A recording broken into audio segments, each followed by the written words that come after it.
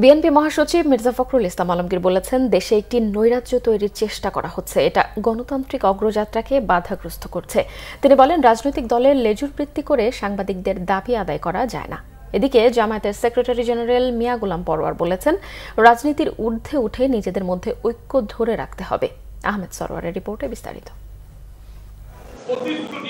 Bangladesh federal সাংবাদিক union বিএফইউজ এর দ্বিবার্ষিক কাউন্সিলের উদ্বোধনী অধিবেশনের আয়োজন করা হয় শুক্রবার। জাতীয় প্রেস ক্লাবে এই অধিবেশনে বিএনপি মহাসচিব মির্জা ফখরুল ইসলাম আলমগীর দলের চেয়ারপারসন বেগম খালেদা জিয়ার রোগ মুক্তি কামনায় দেশবাসীর কাছে দোয়া চান।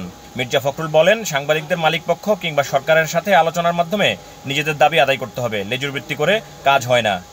দুর্ভাগ্যজনকভাবে আমাদের দেশে ভিন্ন মত পোষণ করলেই তাকে শত্রু মনে করা হয়। তার সম্পর্কে বিভিন্ন রকম যত রকমের মিথ্যা অপপ্রচার চালানো হয়।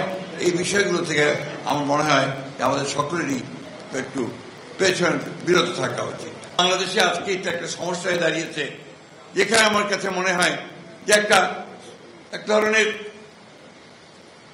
এনার্জি, এক ধরনের একটা নৈরাজ্য সৃষ্টি করবার চেষ্টা চলছে। মব ভায়োলেন্স তৈরি করা হচ্ছে, মানুষের বিরুদ্ধে মিথ্যা প্রচারণা করা হচ্ছে, একজন মানুষকে ভিন্নভাবে প্রচার করা হচ্ছে, যা নিঃসন্দেহে আমাদের গণতান্ত্রিক যে যাত্রা, সেই যাত্রাতে কিন্তু আমরা বাধাগ্রস্ত হচ্ছি। উদ্বোধনী অধিবেশনে জামায়াতের সেক্রেটারি জেনারেল মিয়া গোলাম পরোয়ার বলেন, বিভিন্ন গণমাধ্যম ব্যক্তি এবং দলীয় স্বার্থে ব্যবহার হচ্ছে। আমরা একটি নতুন বাংলাদেশ বিনির্মাণে জাতীয় ঐক্যের জন্য সবসময় পলিটিক্যাল লিডার আহ্বান জানান। আমরা সমস্ত বেড়াজাল ছিন্ন করে সেদিকেই আমাদের এই পেশাকে এগিয়ে নিয়ে যাওয়ার জন্য চেষ্টা করি। আমাদের রাজনৈতিক দলগুলোর মধ্যে ভিন্ন ভিন্ন কর্মসূচি, পথ, পন্থা, লক্ষ্য উদ্দেশ্যের কারণে কিছু ভিন্নতা থাকবেই।